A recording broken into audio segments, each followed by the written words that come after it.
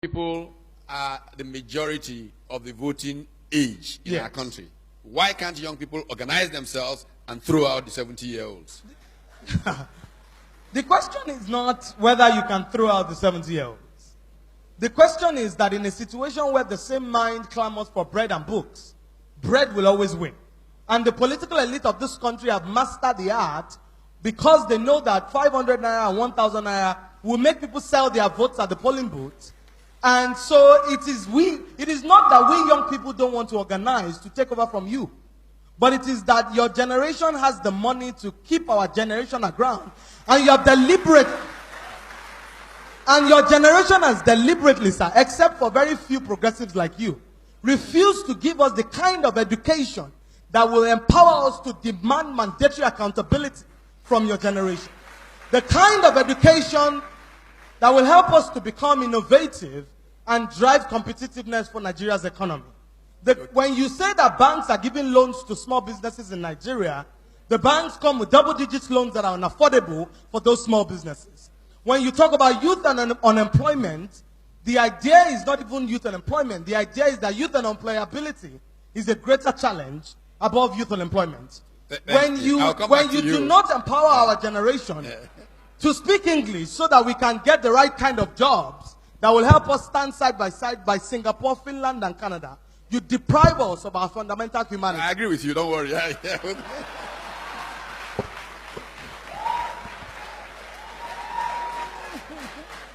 And I'm sorry, Professor Batitomi, I do not mean to be combative or to be activist.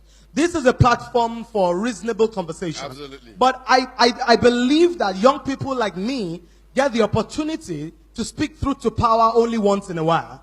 And I stand here for an entire generation. I cannot curry it for the old people. The policy makers, the captains of industry, the people who make decisions in private companies to sponsor reality shows and refuse to sponsor youth empowerment programs, they sit in this room. And it is therefore important that I put the voice of my generation on the agenda, because I know you people are That's the ones. why I started with you. Give me a break. I started with you because I know that.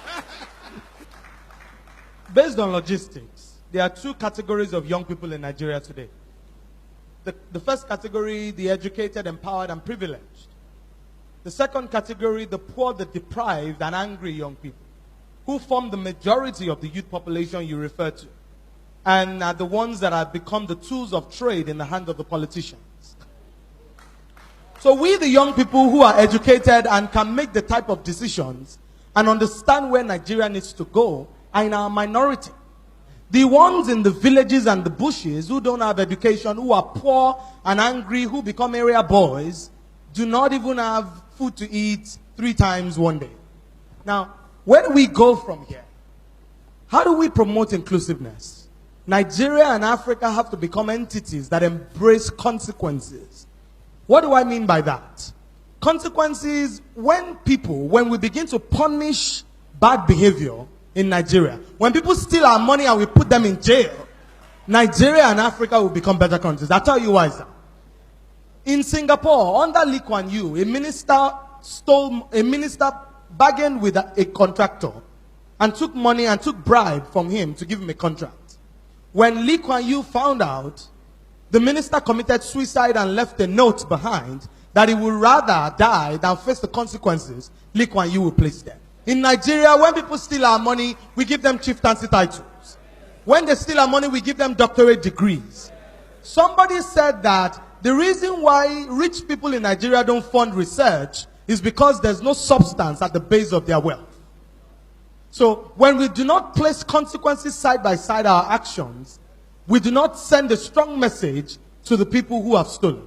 How do we promote inclusiveness? Number one, we need to be able to embrace the principles of equality, where the children of the rich and the children of the poor can go to public schools because public servants elevate the quality of education in the public schools.